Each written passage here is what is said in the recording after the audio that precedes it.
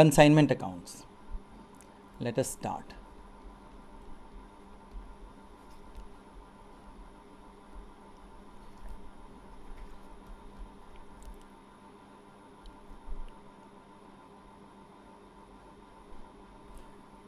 Consignment क्या होता है, पहले ये समझना बहुत ज़रूरी है कि what do we mean by consignment.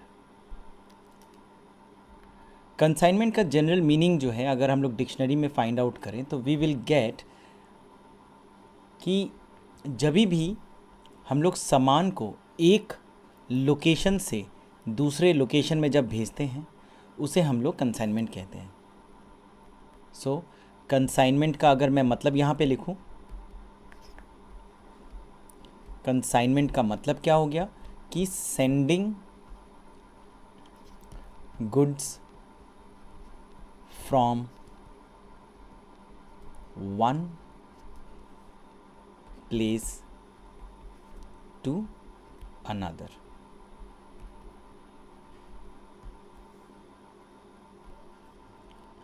सो इस पर्टिकुलर चैप्टर में हम लोग पढ़ेंगे क्या, what are we actually going to study, because ये तो हम लोग यहाँ पे डिक्शनरी मीनिंग खोजने के लिए नहीं आए हैं कि कंसाइनमेंट का मतलब क्या है। लेकिन हाँ, कंसाइनमेंट अकाउंट्स का मतलब तभी हम लोग सम को अच्छी तरह से सॉल्व कर सकते हैं when we know what does it actually mean.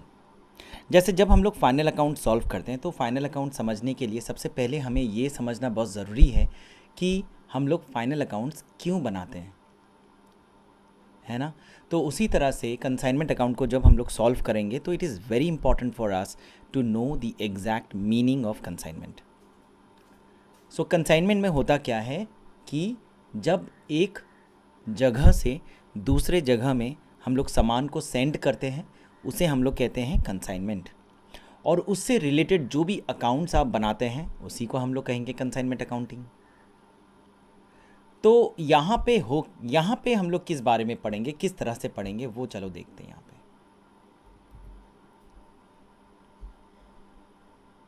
मैं एक एग्जांपल ले रहा हूँ। That example covers two different people. ठीक है, ए जो है ये एक बंदा है हु लिव्स इन कोलकाता। ठीक है, वो कोलकाता में रहता है और कोलकाता में उसका एक बेहतरीन दुकान है।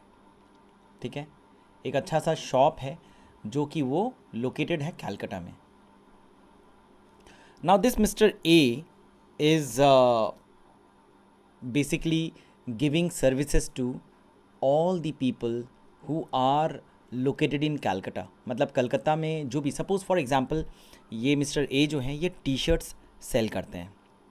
तो अगर ये टी शर्ट्स सेल करते हैं तो जितने भी लोग जो उनको जानते हैं, उनके दुकान को जानते हैं कलकत्ता में, वो लोग आएंगे और टी शर्ट्स उनसे ख़रीदेंगे।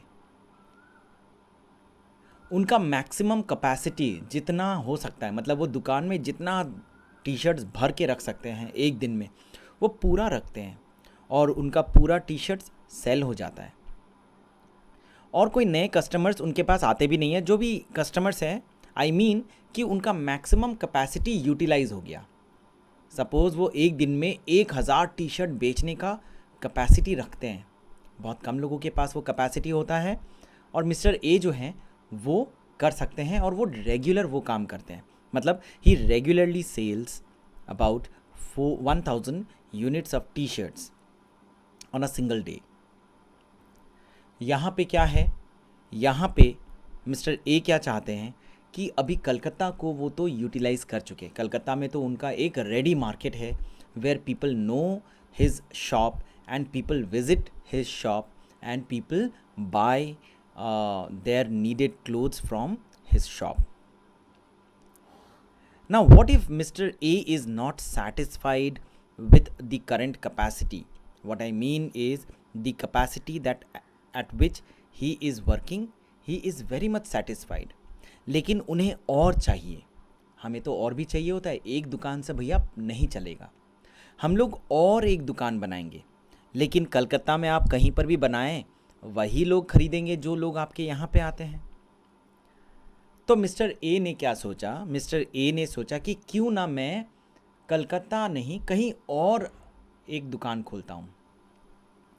ठीक है, let me open another shop at different location.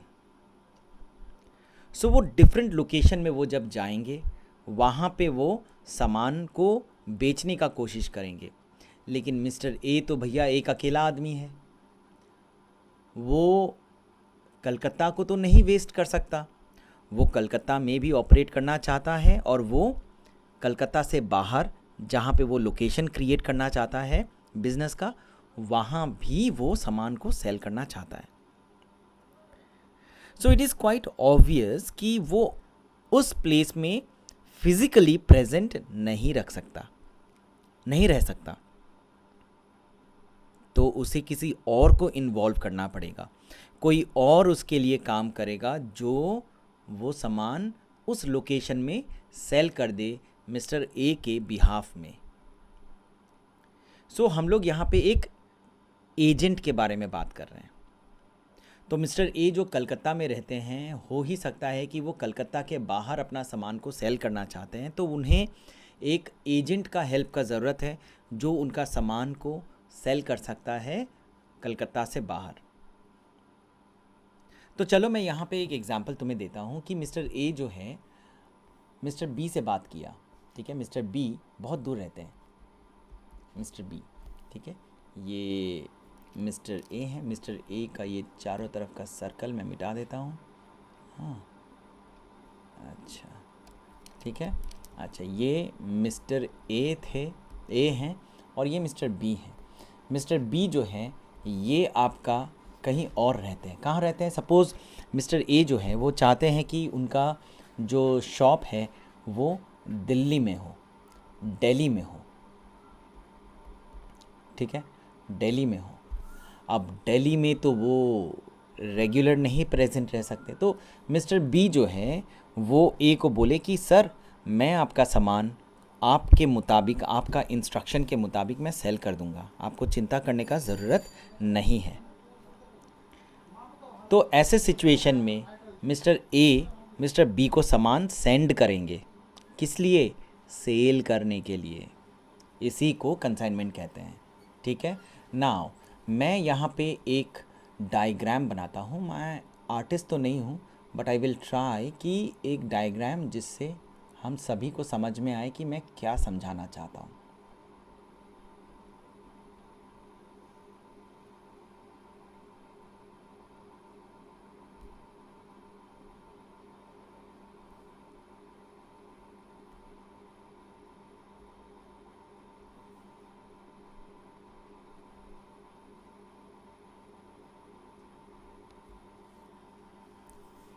ये हमारा नेशनल हाईवे है फॉर एग्ज़ाम्पल, सपोज़, ठीक है, ये हमारा नेशनल हाईवे है जो कि कलकत्ता से दिल्ली की ओर जाता है। I have drawn a straight line for the sake of convenience. अब मुझे जो ए है, ए क्या करेंगे, एक ट्रक को रेडी कर रहे हैं, ठीक है, वो एक ट्रक में, एक बड़ी सी ट्रक में वो सामान को, ठीक है, सामान को वो भरेंगे। ये बड़ी सी ट्रक हो गई, इसमें वो सामान को यहाँ पे रख रहे हैं, ठीक है, वो सामान को ऐसे रख रहे हैं और वो सामान यहाँ पे इस रास्ते में वो ट्रैवल करेगा, करके वो मिस्टर बी के गोडाउन तक पहुँचाएगा। लेकिन ये ट्रक बहुत बड़ी है, मिस्टर बी का जो गोडाउन है वो एक छोटी सी गली के अंदर में है। तो उस सिचुएशन में मिस्टर ए कहेंगे कि भैया आप एक काम करो, ये जो पॉइंट है, ठीक है, आप एक काम करो, यहाँ पे एक पॉइंट है, ये हमारा जो जगह है, यहाँ पे आप आओ और इस ट्रक से सामान को उतार लो। उतार के आप छोटी छोटी गाड़ियों में जो आपके गोडाउन तक पहुँच सकती है, वहाँ पे आप उसे लेके जाओ। तो ऐसे तो हो ही सकता है कि मिस्टर ए ने अपना ट्रक को भेजा और वो ट्रक जो है इस लोकेशन में पहुंच गया, ठीक है, इस लोकेशन में वो पहुंच गया और वो सामान जो है वो लोड यहाँ से वो छोटी छोटी गाड़ियों में, छोटे हाथी जिसे हम लोग कहते हैं ना, उसमें उन्होंने ट्रांसफ़र कर दिया, ठीक है। I am not a good painter, मैं बार बार कह रहा हूँ, it is for the convenience of your understanding, कि आप समझ सके what I am trying to convey here. यहाँ पे वो छोटी छोटी जो गाड़ियाँ हैं,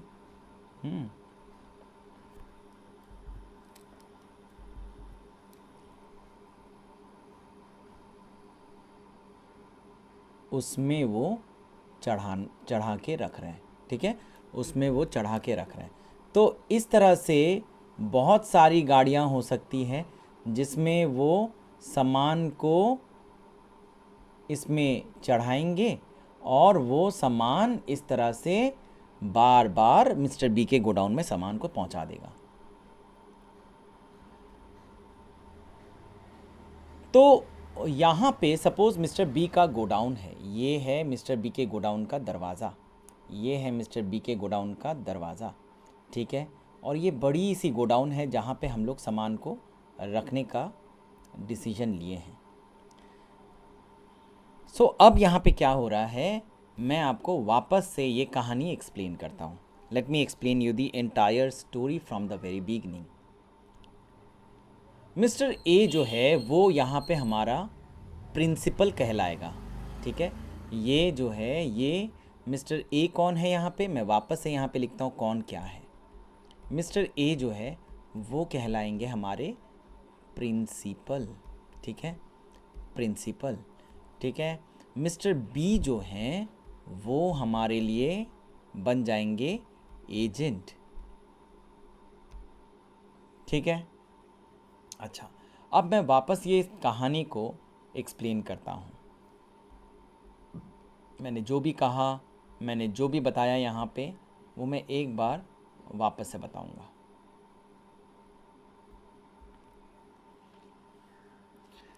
मिस्टर ए ने क्या किया, पहले सामान को मिस्टर ए ने चढ़ाया।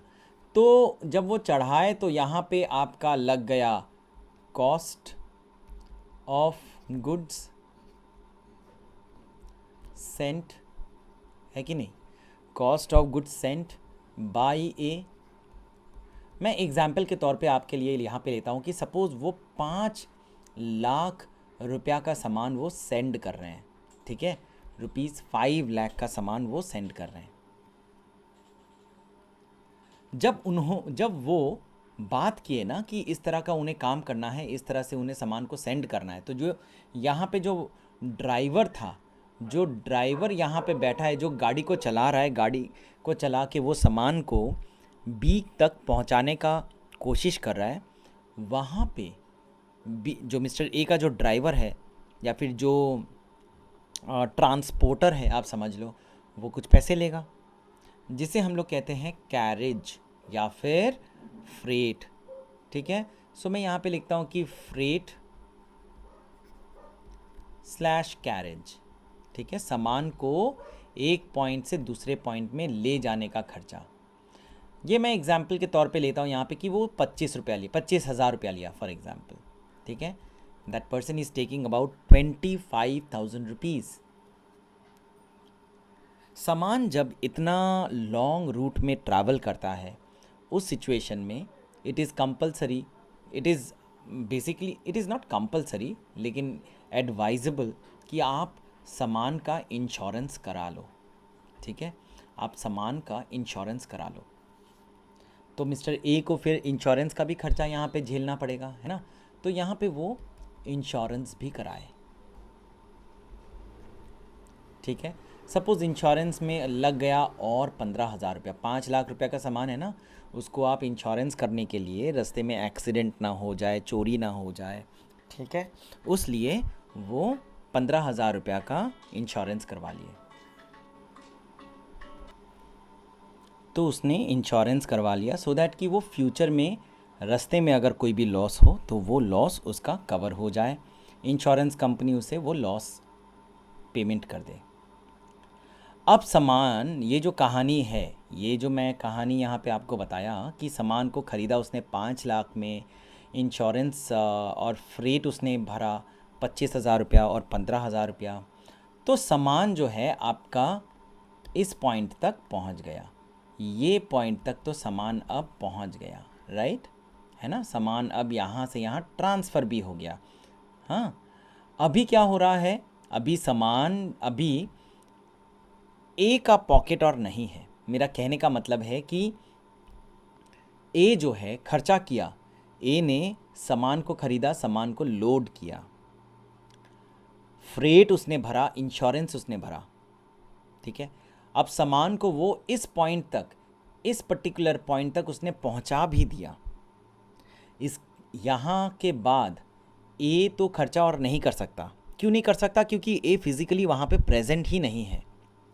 तो इस पॉइंट से ए ने बी को इंस्ट्रक्शन दे रखा है कि भैया आप वहाँ पे खर्चा कर लो, you do all the necessary expenditures whatever is required to bring those material into the godown.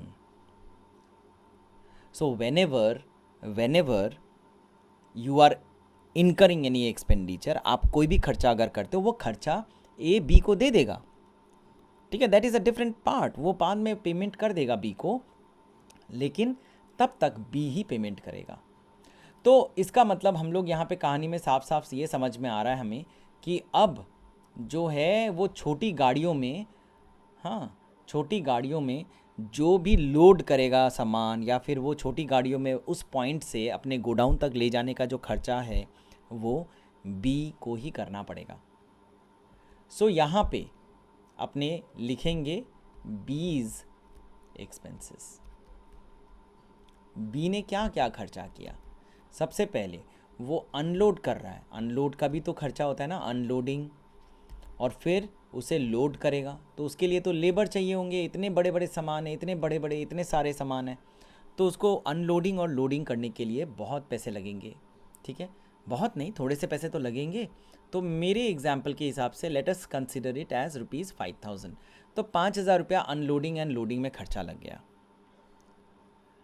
ठीक है। अच्छा, अब बी को भी तो फ्रेट या कैरेज देना पड़ेगा, है ना।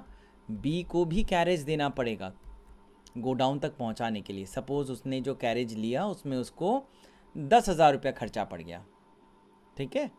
बहुत सारे 5 सपोज़ छोटे छोटे हाथी वाले जो गाड़ी है ना, उसको हम लोग कहते हैं ना छोटा हाथी, वो गाड़ी उसने किया, 5 गाड़ी किया, 2-2 हज़ार रुपये करके एक गाड़ी उसको चार्ज किया और सामान को उसके गोडाउन तक पहुंचा दिया। अब चलो सामान तो पहुंच गया, अब गोडाउन में जब वो उसे रखा, गोडाउन में भी अलग से खर्चे होते हैं। जैसे गोडाउन का भी तो रेंट देना पड़ेगा, है ना, गोडाउन का भी तो रेंट देना पड़ेगा। तो रेंट है सपोज़ 15,000 रुपया एक महीने का, पकड़ के चलते हैं। अब गोडाउन में भी तो आग लग सकता है, गोडाउन में भी चोरी हो सकता है, गोडाउन में बहुत कुछ हो सकता है। तो ऐसे सिचुएशन में गोडाउन के लिए फायर इंश्योरेंस भी बी करा के रखा, ठीक है। तो फायर इंश्योरेंस,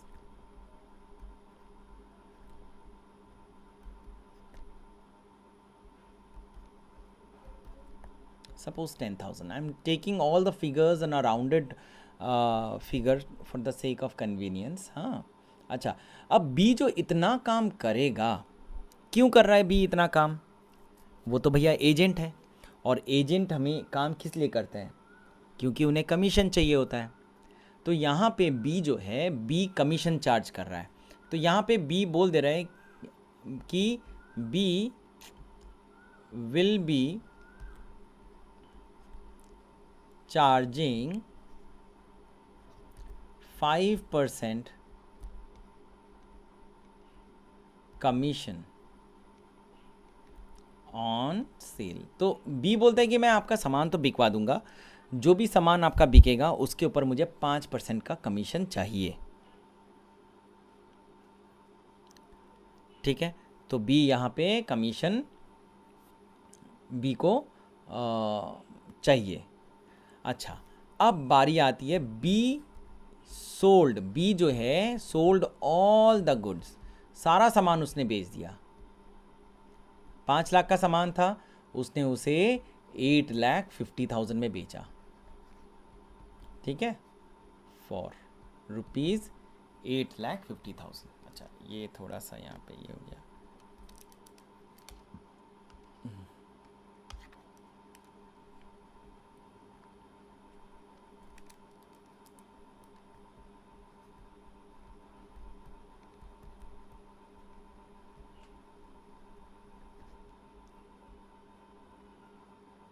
ठीक है, तो ये सिचुएशन हमारा खड़ा हुआ। तो मैं वापस से एक बार ये कहानी को तुम्हें बताता हूँ कि क्या हुआ। एक बार देखते हैं हम लोग, हमें देखने से समझ में आएगा कि यहाँ पे क्या हो रहा है।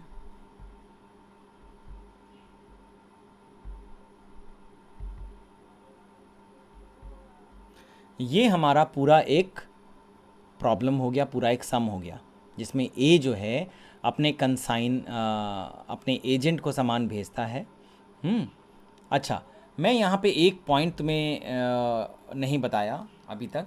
हाँ, वो मैं बता देता हूँ क्या नहीं बताया मैंने, कि यहाँ पे जो प्रिंसिपल है, मैंने बताया कि ए जो है प्रिंसिपल है और बी जो एजेंट है। तो यहाँ पे इस चैप्टर में हम जो प्रिंसिपल होते हैं उन्हें हम लोग कहेंगे कंसाइनर। ठीक है, उन्हें हम लोग कहेंगे कंसाइनर। याद रखना है, बहुत इंपॉर्टेंट पॉइंट है, बहुत ज़्यादा इंपॉर्टेंट है।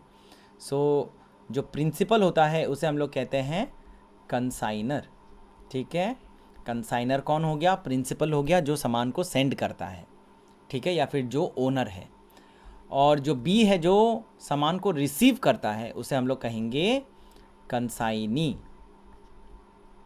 ठीक है, सो कंसाइनी का मतलब हो गया एजेंट जो सामान को रिसीव करता है for the purpose of sale on behalf of consignor.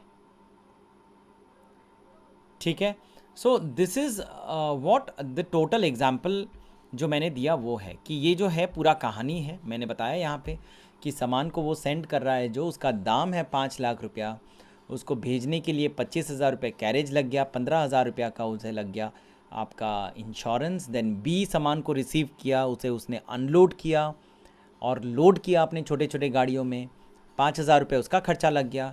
10,000 रुपये उसको लग गया कैरेज का, जो सामान को उस पॉइंट से वो अपने गोडाउन तक लेके आ रहा है उसके लिए। और गोडाउन जो पहुंचा वो गोडाउन का रेंट है और गोडाउन का फायर इंश्योरेंस है। गोडाउन में रेंट मैं यहाँ पे अज्यूम किया, I did not make it complicated.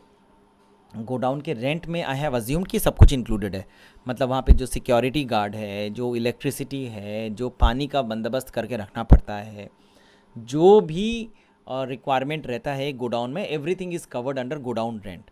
या फिर कभी कभी कुछ कुछ सब में ना अलग अलग करके दे भी सकता है टू कंफ्यूज अ स्टूडेंट। ठीक है, तो हमें यहाँ पे ध्यान रखना पड़ेगा। हमें करना क्या है, what do we actually need to do here? We have to prepare a consignment account.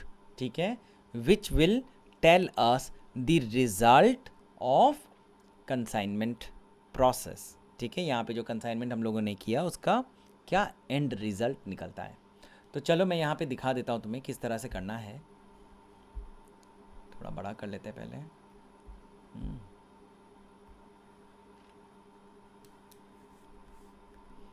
ये हमेशा बनेगा इन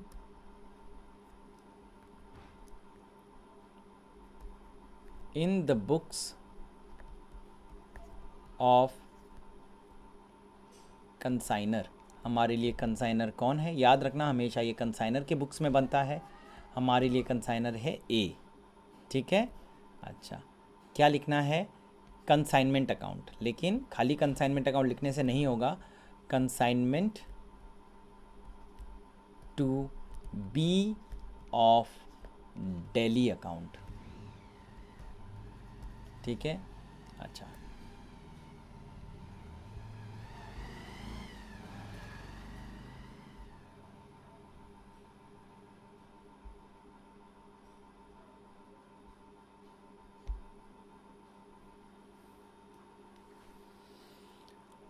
सबसे पहले टू गुड्स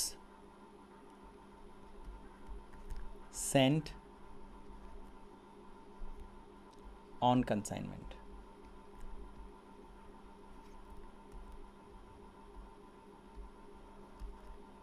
ठीक है, 5 लाख रुपीज़। अच्छा, मैं यहाँ पे फॉर्मेट नहीं बनाया, बना लेता हूँ। ये मेरा डेबिट साइड है, ये हमारा पर्टिकुलर्स है, ये हमारा amount, and this is rupees also. Again I have particulars,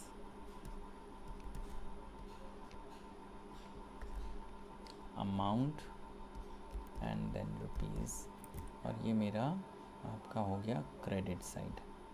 ठीक है,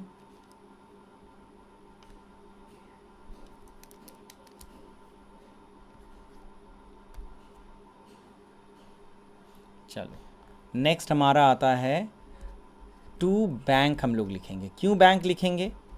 क्योंकि एक्सपेंसेस जो है एक्सपेंसेस एज इनकर्ड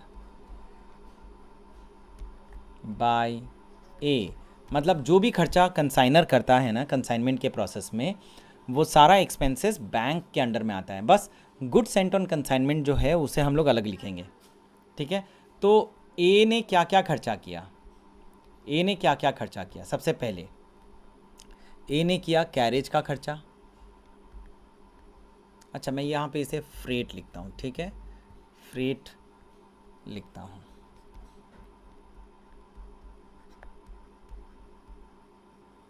ठीक है, देन उसने खर्चा किया आपका इंश्योरेंस।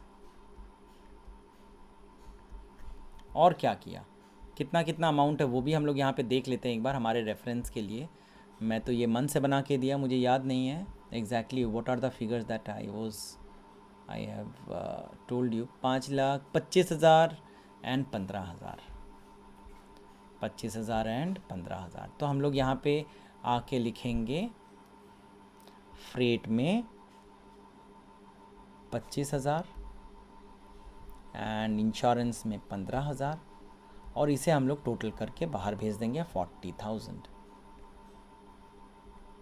इसके बाद जो है बी सामान को रिसीव किया, तो वो जो है बी बाद में मुझे हिसाब भेजेगा कि sir I have expanded this many expenses, आप मुझे इसका पैसा दे दीजिए। तो बीज अकाउंट बोल के एक्सपेंसेस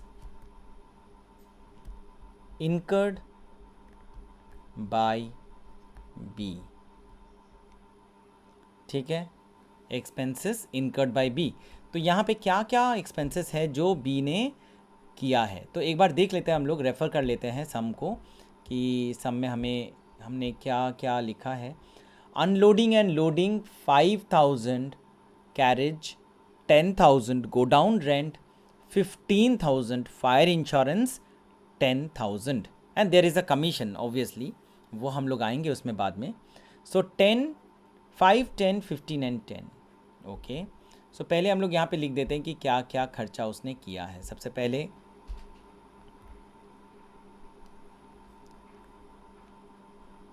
पहले अनलोडिंग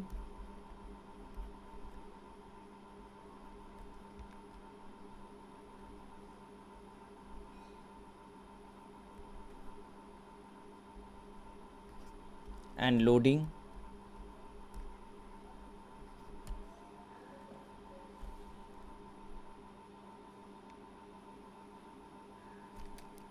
एक सेकेंड,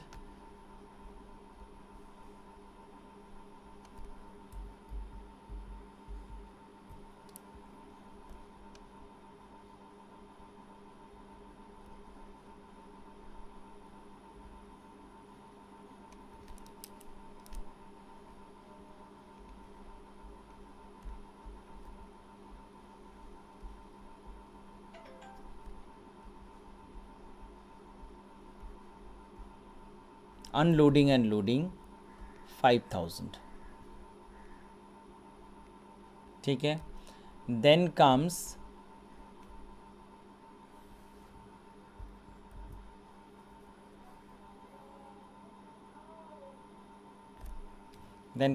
फ्रेट, आई थिंक, है ना।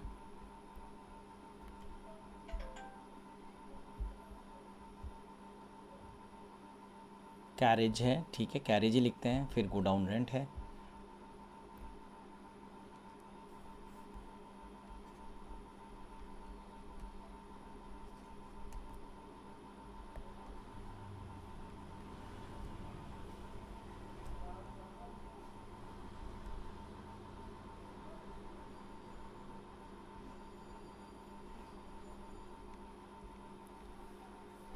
इसके बाद कमीशन है जो बी को देना पड़ेगा। These are the amounts actually which are given to be. ठीक है, तो कमीशन जो है वो आपका जो टोटल सेल है उस पर कैलकुलेट होगा, तो 8.5 लाख रुपया इंटू 5%। तो मैं तुम लोग के लिए यहाँ पे एक कैलकुलेटर खोल देता हूँ।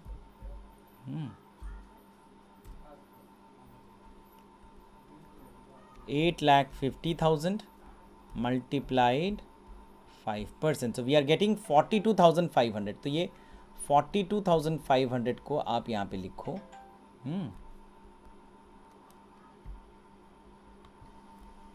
एक इंश्योरेंस भी है, insurance will come here. Insurance, the amount of insurance is, let's see how much is that. Insurance, fire insurance, right, 10,000 rupees. ठीक है, so 10,000 rupees we will write it down.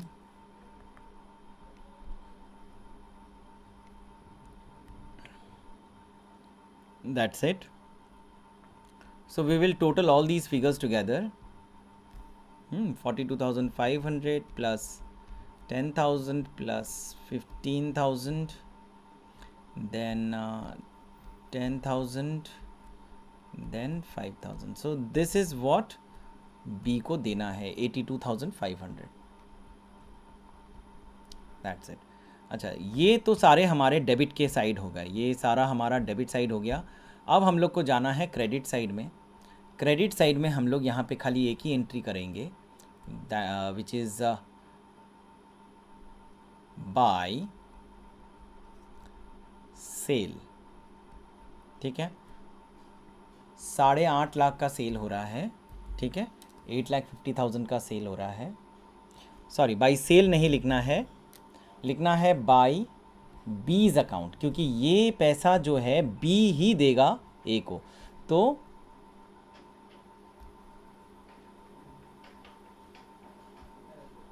यहाँ पे हम लोग बी के अकाउंट में बोल के ब्रैकेट में लिखेंगे सेल्स। ठीक है, सो ये 8,50,000, दैट्स इट। ठीक है, so this is how it should be prepared. ठीक है, हम लोग अब टोटल में जाएंगे, हम लोग नीचे जाएंगे। ठीक है, and we will write the total. ठीक है, मैंने ये छोटा कर लिया सो दैट दिखे बोर्ड साफ साफ।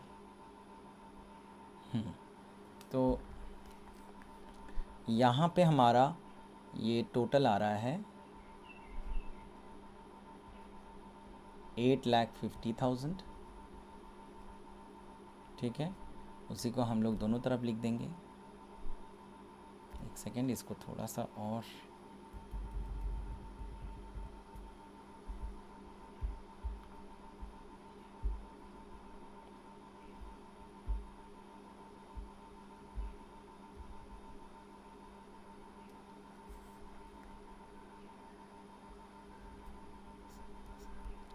$8,50,000, यही हमारा बड़ा फिगर है। होपफुली खर्चा कम ही हुआ है हमारा, 8,50,000। Okay, so now let us see how much is on the debit side. So हमारा 5 लाख है। एक बार कैलकुलेटर में जाते हैं, कैलकुलेट करते हैं।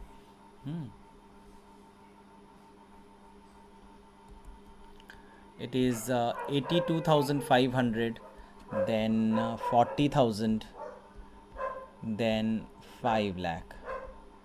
ठीक है, सो ये टोटल में मेरा आ गया यहाँ पे 6,22,500। इसको मैं अगर 8.5 लाख से माइनस करता हूँ ना, so I am getting a profit of 2,27,500। So I will write it down straight away. यहीं पे मैं इसे लिख दूँगा 2,27,500। सो it will come here as 2,27,500। ये हमारा आ जाएगा टू कंसाइनमेंट प्रॉफिट।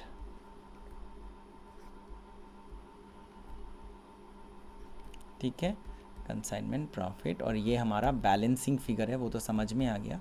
तो हम लोग यहाँ पे लिख देंगे balancing figure. That this is how we should prepare a simple and very simple actually. ये इस तरह का सम्स यूजुअल एग्जाम में नहीं आएगा. This is the basic concept कि नहीं how actually we need to prepare consignment account. So let me again tell you the entire story. Here the story was A wants his goods to be sold in different location, that is from Calcutta he wants to sell these goods to Delhi. He approached Mr. B, who is taking the responsibility of taking goods from Mr. A and selling them in Delhi. So Mr. A is buying those goods or manufacturing those goods and transporting them to B. So the cost of manufacture or cost of purchase of all those goods are 5 lakh rupees, and then other expenses like freight, insurance, it is 25,000 and 15,000 Mr. A have incurred. That is why we have written to bank. We will be debiting to bank. Why? The reason being because A is expending all this money out of his own pocket. Now later on when A have delivered those goods to a specific point where B will be taking all those goods or unloading all those goods and loading them back in his own truck, at that point of time there are multiple expenditures which B is also incurring. तो यहाँ पे B जो है B अलग अलग तरह के expenses कर रहा है सामान को रिसीव करने के बाद. अनलोडिंग और लोडिंग, मतलब लेबर को उसने 5,000 रुपये दे दिया सामान को उतार के अपने ट्रक में रखने के लिए. Carriage, godown rent, insurance and commission जो है वो बी को देना पड़ेगा. एक्चुअली क्या है ये 82,500 ना बी का ही पैसा है जो ए उसे देगा. ठीक है, इसीलिए कंसाइनमेंट को भी मैंने, कमीशन को भी मैंने उसी में डाल दिया.